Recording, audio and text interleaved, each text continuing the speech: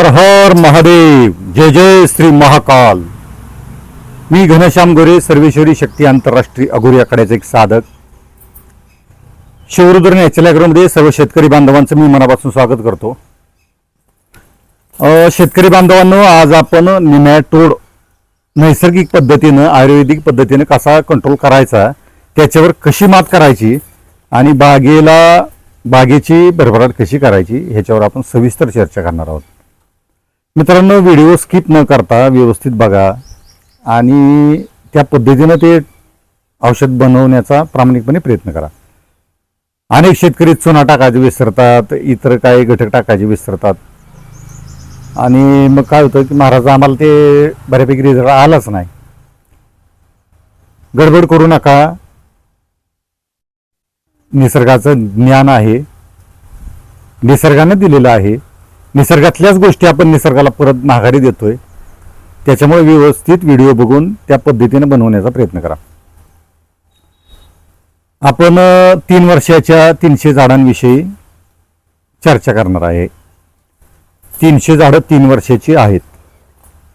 300 झाडांचा एकर असतो शास्त्रीय पद्धतीनं.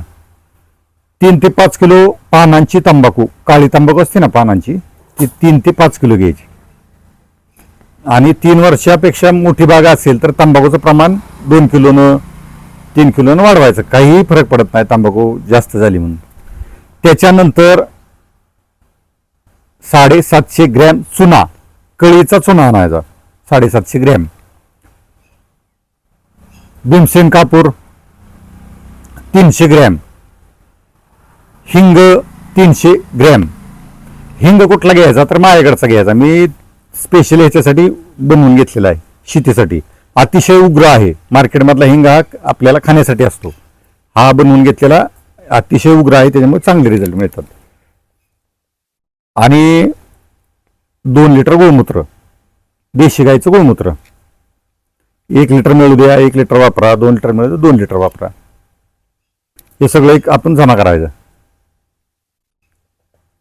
सुरुवातीला काय करायचं, चाप कटर असतो. ज्यांच्याकडे चाप कटर आहे त्यांनी त्या तंबाखूच्या पेंड्या चाप कटरमधून कुटी करून घ्या. ज्यांच्याकडे चाप कटर नाही त्यांनी त्याचे तुकडे करून घ्या तंबाखूच्या पानांचे, काळी पानं आहेत. कळीचा चुना फोडून घेता आला तर फोडून घ्या. हिंग, मी दिलेला हिंग मिक्सरवर बारीक करून घ्या. भीमसेन कापूर चांगल्या क्वालिटीचा 300 ग्रॅम, तो मिक्सरवर बारीक करून घ्या. आता 200 लिटरचा बॅरल घेतलाय. 200 लिटरच्या बॅरलमध्ये तंबाखूचे तुकडे टाकले. त्याच्यानंतर कळीचा चुना टाकला. त्याच्यानंतर हिंग टाकला. त्याच्यानंतर कापूर घेतला. कापूर मंद आचेवर पाणी घ्यायचं पातेल्यामध्ये थोडंसं. 300 ग्रॅम तर कापूर घेतलाय आपण. मंद आचेवर ते पाणी तापवायला ठेवायचं आणि कशाने तरी डवळत चमच्यानं डवळत, उलताण्यानं डवळत ते कापूर थोडा त्या पाण्यात टाकत विरघळून घ्यायचं. मग ते विरघळून झालं की ते पाणी त्या बॅरलमध्ये टाकायचं. त्याच्यानंतर 2 लिटर गोमूत्र त्या बॅरलमध्ये टाकायचं. हे सगळं त्या बॅरलमध्ये टाकलं, काठीनं थोडंसं हलवून घ्या. कच्चं मिश्रण हलवून घ्या. त्याच्यानंतर एक 6 इंच कमी ठेवायचा बॅरल पूर्णपणे भरून घ्यायचा. बॅरल भरून घेतल्यानंतर तो सुतळीच्या पोत्यानं झाकायचा. शक्यतो बॅरल सावलीला, झाडाच्या खाली किंवा शेडमध्ये पण सावलीला ठेवायचा आणि मधनं आणं ते ढवळून घ्यायचं. ही प्रक्रिया 3 दिवस ढवळायची चालू ठेवायची. 4थ्या दिवशी ह्याच्यातली निवळी काढून घ्यायची. निवळी काढून घ्यायची. 300 झाडाला 150 लिटर पाणी करायचं. जेवढी निवळी निघल, 150 लिटर तर आरामात निघल. मग आपलं बागेला पाणी देऊन घ्यायचं.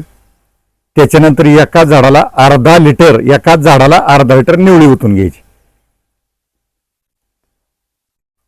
मग ती गाळ तसाच राहिला बॅरलमध्ये गाळ तसाच ठेवायचा. त्याच्यामध्ये मी दिलेला 300 ग्रॅम हिंग टाकायचा. त्याच्यामध्ये 2 लिटर गोमूत्र टाकायचं त्या गाळामध्ये. ते परत सुतळीच्या पोत्याने पॅक करून ठेवायचं. परत 3 दिवस ढवळायचं. परत चौथ्या दिवशी तसं ड्रेसिंग करायचं. हे 3 वेळा करा. हा जो गाळा आहे तो 3 ते 4 वेळा करा आणि त्याच्यानंतर तो गाळा सहित सगळं ड्रेसिंग करून टाका. ही प्रोसेस पूर्ण झाली. ही प्रोसेस एकाच तांबूची प्रोसेस किती वेळा करायची? 3 ते 4 वेळा. त्याच्यानंतर परत नवीन सगळं साहित्य घ्यायचंय. तुम्हाला प्रत्येक वेळी त्याच्यामध्ये हिंग आणि गोमूत्र टाकायचंय. ज्यावेळी तुम्ही ती निवळी काढचाल त्यावेळी त्याच्यामध्ये काय टाकायचंय? हिंग आणि गोमूत्र. ह्याच्या व्यतिरिक्त काही टाकायचं नाही. आणि परत 3 ते 4 वेळा ही प्रोसेस पूर्ण केली तुम्ही की परत नवीन सगळं टाकायचं. परत हेच कंटिन्यू चालू ठेवायचं. शेतकरी बांधवांनो, आणि शेतकऱ्यांचा प्रश्न की महाराज हे किती दिवसात जाईल? तर तुमची जमिनीची रचना, निमेटोडचं प्रमाण त्याच्यावर डिपेंड आहे. तुम्ही हा प्रयोग कंटिन्यू चालू ठेवा. कारण गेलेला पावसाळा 6 महिने पाऊस पडल्यामुळं मातीतलं वायू तत्व अतिशय कमी प्रमाणात ऍक्टिव्ह आहे. त्याच्यामुळं अग्नितत्व हे ऍक्टिव्ह नाही. त्याच्यामुळे निमेटोडचं प्रमाण अतिशय वाढलेलं आहे. त्याच्यामुळेच बागा फेल आहेत. आणि म्हणून शेतकरी बांधवांना विनंती आहे की तुम्ही हे कंटिन्यू वापरत चला. फार खर्चिक हा विषय नाही आणि तुम्हाला रिझल्ट कशा पद्धतीने येतोय, झाडांची वाढ कशी होती, रोगराई सगळी थांबली जाते, या सगळ्या गोष्टींचा तुम्हाला फायदा होणार आहे. तर हे तुम्ही कंटिन्यू चालूच ठेवा. फळांच्या स्टेजमध्ये असू द्या, कळीच्या स्टेजमध्ये बाग असू द्या, कुठल्याही स्टेजमध्ये बाग असू द्या, कोणत्याही प्रकारचा साईड इफेक्ट होत नाही. हे सगळं नैसर्गिक आहे. विनाकारण ते गांडुळाला त्रास होईल आणि त्या गोमूत्रानं नत्रच वाढेल. ह्याच्यावर सगळे व्हिडिओ मी तयार केलेले आहेत, बनवलेले आहेत, व्यवस्थित बघा. चुकीच्या शंका, अज्ञान ह्यामुळं आपलं अतिशय मोठ्या प्रमाणात नुकसान होतंय आणि हे नुकसान कधीही न भरून येणार आहे. तरी शेतकरी बांधवांना विनंती आहे की निसर्गाच्या सानिध्यात चला, निसर्गावर प्रेम करा, त्याला जीव लावा, त्या बागेला, त्या मातीला, तर आपल्याला भरभरून मिळेल. अनेक गोष्टी आहेत मित्रांनो पंचतत्वाच्या. मी वारंवार पंचतत्व म्हणून सांगतोय. 5 तत्वांचं जर आपण बॅलन्स केला तर आपल्या शरीराला आणि आपल्या शेतीला बाहेरची कुठल्याही निसर्ग सोडून इतर मत्तीची आपल्याला गरज भासणार नाही. माझ्या सुद्धा औषधांची तुम्हाला गरज भासणार नाही जर तुम्ही पंचतत्व बॅलन्स केलं तर. मग पंचतत्व बॅलन्स करायचं तर नक्की काय करायचं? तर अनेक व्हिडिओ मी या यूट्यूब चॅनलवर दिलेले आहेत. ते व्यवस्थित बघा, निसर्ग समजून घ्या. अमावस्या पौर्णिमा काय आहे ते समजून घ्या, त्याचं कार्य कसं चालतं ते समजून घ्या. अनेक विषय आहेत तुमच्या समोर बोलण्यासारखे, पण त्याच्यातला थोडा तरी तुम्ही अभ्यास करणं गरजेचं आहे. का गरजेचं आहे? तर ह्या लॉजिकल गोष्टी नाहीत, ह्या आध्यात्मिक गोष्टी आहेत. या तुम्हाला समजून घेणं जड जाणार आहे. त्याच्यामुळे थोड्या नैसर्गिक आध्यात्मिक गोष्टी समजून घ्या.